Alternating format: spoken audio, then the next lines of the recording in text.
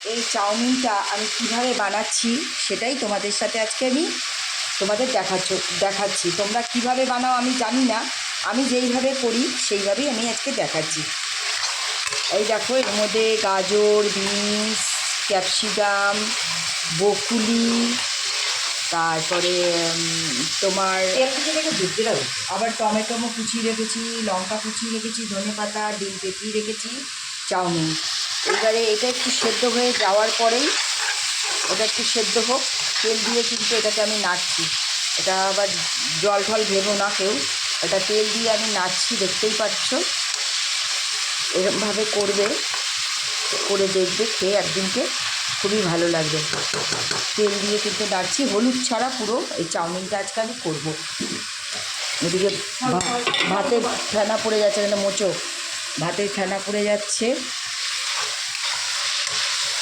বকুলিটা একটু সেদ্ধ হলেই আমি দিয়ে দেবো হচ্ছে তোমার টমেটোটা। এই যে টমেটোটা দিয়ে দিলাম, দেখতেই পাচ্ছ। এই টমেটোটা দিয়ে দিচ্ছি।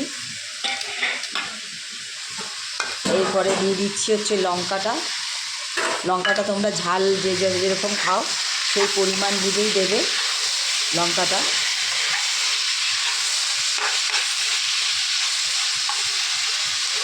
টমেটোটা আরও ছোটো করা উচিত ছিল, জানো, টমেটোটা বেশি বড় করে ফেলছে, এত বড় বড় টমেটো।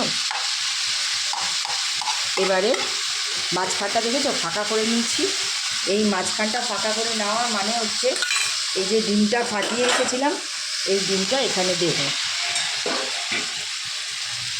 ডিমটা এখানে দিয়ে দিলাম। এবার ডিমটা এখানটায় একটু এরকমভাবে নাড়তে থাকবো, নাড়তে নাড়তে ডিমটা দেখবে হয়ে আসবে।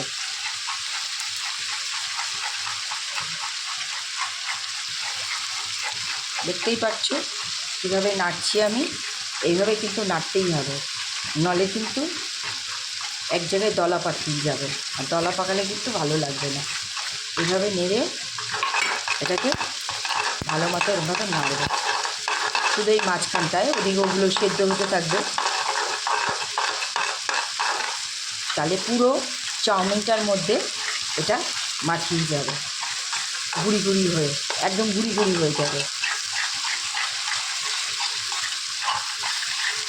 নুন টুন যা দেওয়ার কিন্তু আমি আগেই দিয়ে দিচ্ছি, দেখতে পেয়েছো পুরো গুঁড়ি গুঁড়ি হয়ে গেছে।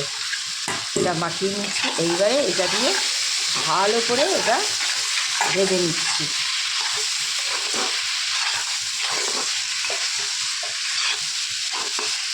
ভালো করে এটা ভেজে নিচ্ছি।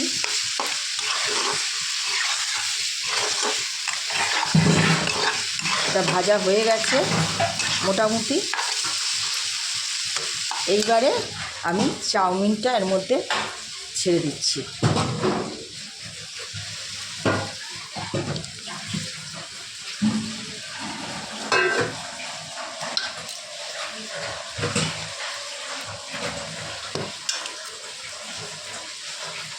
মন্দির চাউমিনটা একটু কাছিয়ে দাও তো। চাউমিনটা ছেড়ে দিয়েছি। এইবারে চাউমিনটাকে দিয়ে ভালো করে নাড়বো, নেড়ে চেড়ে একটু নুনটা দেখবো, দেখে তারপরে একটু আন্দাজ করে একটু সামান্য একটু চিনি দেবো, দিয়ে এটা নামিয়ে ফেলবো। তারপরে রেডি আমার সবজি স্পেশাল চাউমিন।